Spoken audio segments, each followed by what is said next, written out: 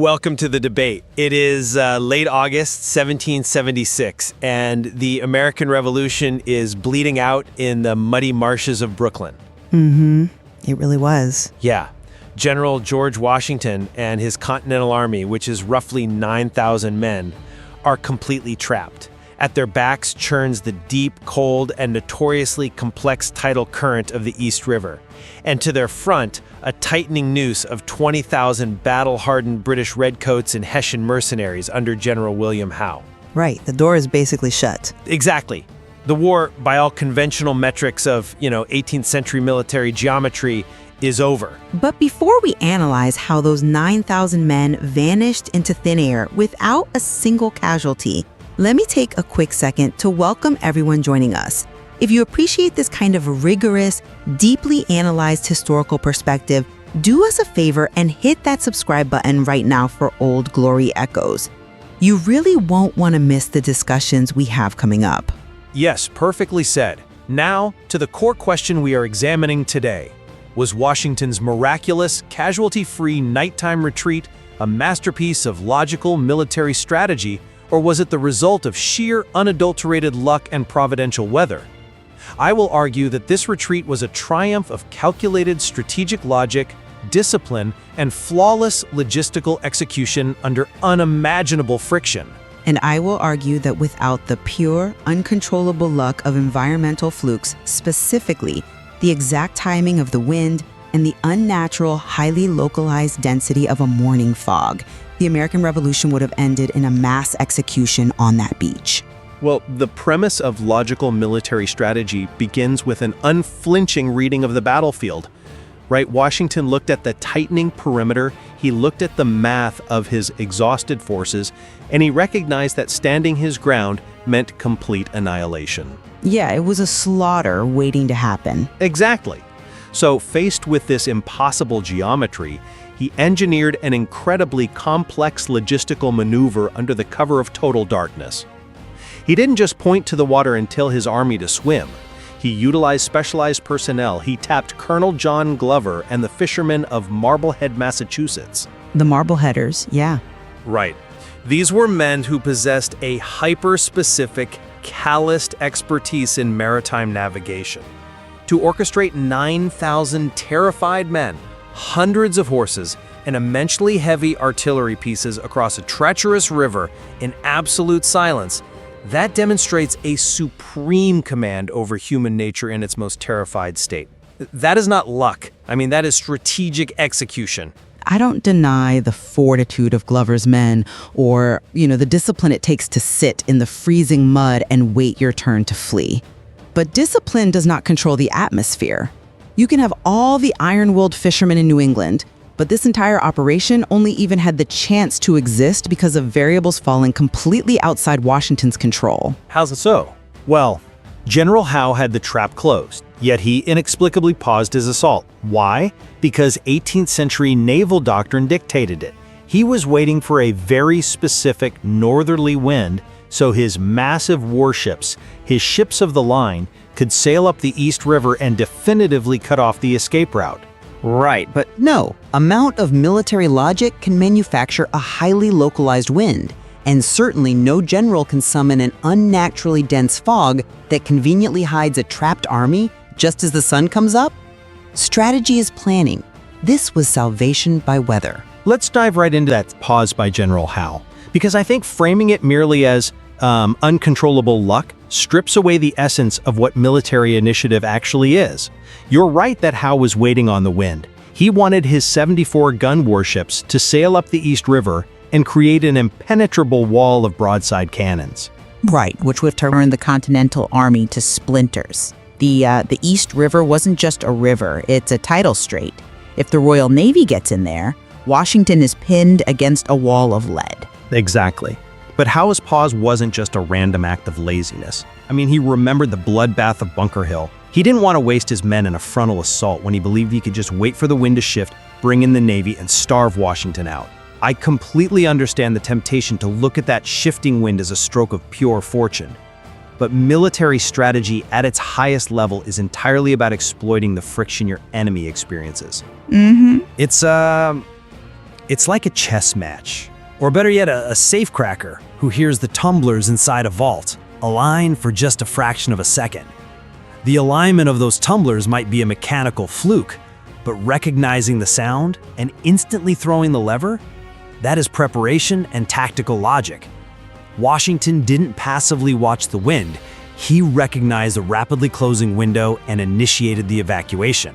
But seizing an opportunity still requires the opportunity to exist. Sure, but If a meteor suddenly struck the British encampment, Washington marching over the crater would be logical, sure, but it would mostly just be incredibly lucky. Howe made a calculated, conservative decision based on his belief that the Continental Army had nowhere to go. Washington was the beneficiary of a completely uncooperative wind that pinned those British square-rigged ships in the harbor. Right. If that wind blows north an hour earlier, Glover's rowboats are blown out of the water. You cannot call it a brilliant strategy when the fundamental requirement for its success relies on the enemy waiting on a breeze. I would push back firmly on that. To characterize Washington's retreat as just walking through a door that the weather accidentally blew open severely understates the logistical nightmare he had to navigate. Let's look at the mechanics of the Howe. We aren't talking about sneaking a dozen guys out the back of a tavern here. No, definitely not. This is an army. How do you move an army in the dark without the world's most powerful military hearing you? You mentioned Glover's Marblehead men. They didn't just row. They wrapped the oars in heavy rags to prevent the wood-on-wood knocking against the thole pins. I'll give you the rags. That's a great tactical detail. it's a vital one. A single dropped musket, a single whinnying horse, could have brought 20,000 mercenaries crashing down on the shoreline. Think about the friction of moving 18-pounder cannons. The wheels were sinking up to their axles in the Brooklyn mud. Oh yeah, the mud was legendary. Right? They had to muffle the wheels, calm the horses, and maintain a strict chain of command in total pitch-black darkness. A single lantern lit by a terrified recruit trying to find his bearings would have acted as a beacon for British artillery. The strategy was brilliant because it managed those micro details. That isn't a meteorological fluke. That is an exquisitely applied command structure. I come at it from a different way. Because when we actually look at those micro details, the mechanics of moving those troops expose the fatal flaw in the supposed brilliance of this strategy. You praise the logistics, and yes, wrapping oars in rags is clever, but human planning fundamentally failed the clock that night. Wait, how did it fail the clock? They moved thousands of men. Because they ran out of darkness. Look at the physical math of the operation. The East River is a mile wide. They had a shockingly limited number of flat-bottomed boats that Washington had commandeered. Early in the night, the tide and the wind were actually against them, which meant crossing took agonizingly long. By 5 a.m., the math simply didn't work. As the sun began to peak over the horizon, the mission was facing absolute, unmitigated catastrophe. Over half the Continental Army was still standing on the Brooklyn shore. The friction of moving that much mass over a tidal estuary. But the friction meant the strategy was incomplete. They ran out of the very cover Washington's strategy relied upon, which was the night. When the light hit, they were entirely exposed. A military strategy that mathematically leaves half of your army standing on a beach at dawn in plain view of 20,000 redcoats is not a masterpiece of logical planning. It is a catastrophic failure of timing. Well, I wouldn't call it catastrophic. In the light of day, the British looked on the heights, they see the bottleneck at the river, the Hessian artillery opens fire, and the massacre begins. The logic literally ran out as the sun came up. Look, I concede that the timeline was razor thin. The encroaching dawn presented an existential threat, and yes, the physical limitations of rowboats against the changing tide meant they were fighting the sunrise. But let's examine the psychology of that exact moment. Over half the army is on the shore. The sky is turning gray. The light is increasing, and yet what happened? The men did not break rank. They didn't rush the boats into chaotic stampede. When the timeline broke down, the connective tissue of the strategy, the discipline Washington instilled, held firm. They didn't rush the boats because they were suddenly enveloped in a literal atmospheric miracle. This is where the strategy argument completely breaks down for me and where the meteorological reality takes over. Let's talk about the fog. The fog was a factor, yes. A factor? It was the only thing that stopped 20,000 muskets from firing. This wasn't a standard morning mist. Primary sources from the soldiers describe it as thick, heavy, and completely unnatural. A fog so dense that a man could not see 6 feet in front of his own face. Right. And we know the science of this now. It was likely a massive temperature inversion. The late August air was incredibly warm and saturated from days of freezing rain, moving over the much colder currents of the East River. It created an advection fog of staggering density. But here is the truly incredible part. It was completely localized. Meaning the geography dictated where it settled. Exactly. While the New York side of the river remained perfectly clear, allowing the Marblehead fishermen to navigate and land safely, the Brooklyn side, the side where half the American army was desperately exposed, was hidden under this suffocating white veil.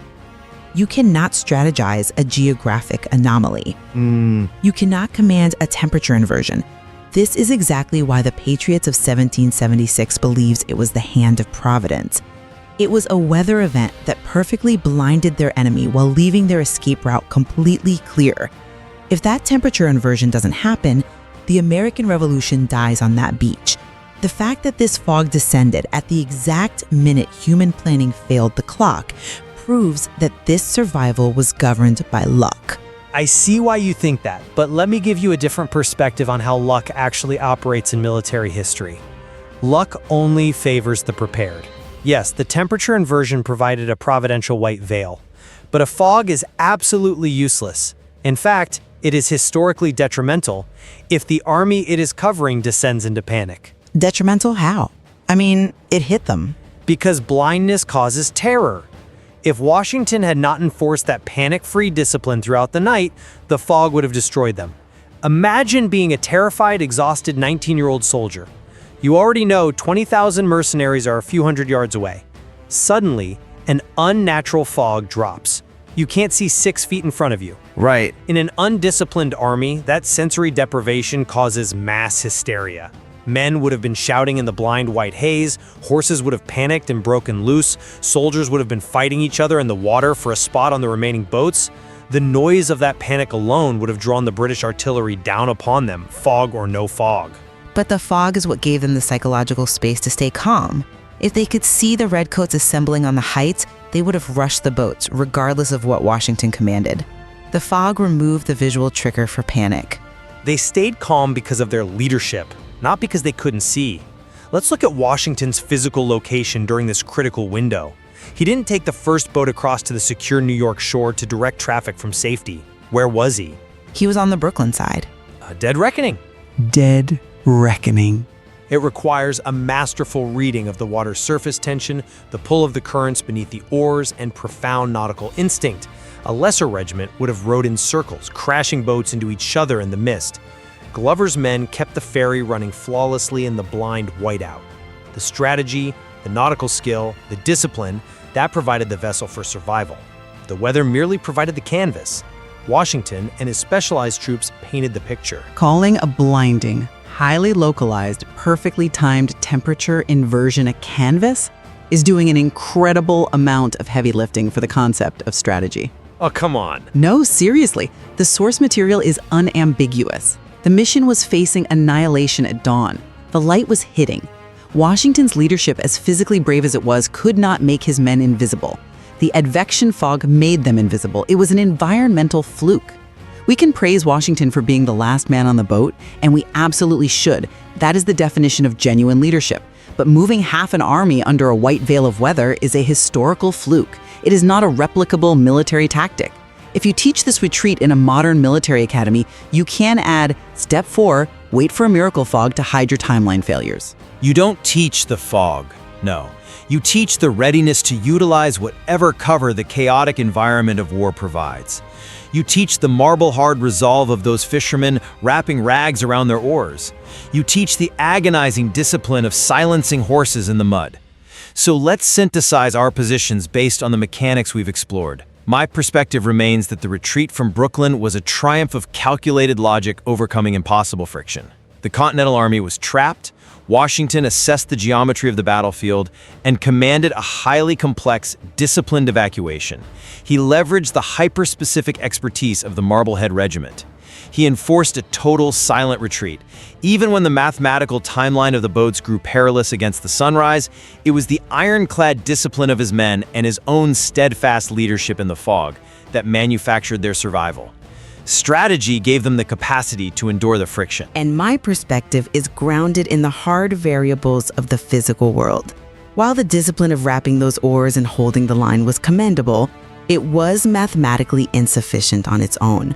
The strategy fundamentally failed the clock. Over half the army was still trapped on the Brooklyn shore when the sun rose. They survived first because General Howe conservatively paused his assault, waiting on a wind that kept his warships at bay. And they survived second because of a meteorological anomaly, a thick, unnatural temperature inversion that blinded the British but left the New York shore miraculously clear for the boats.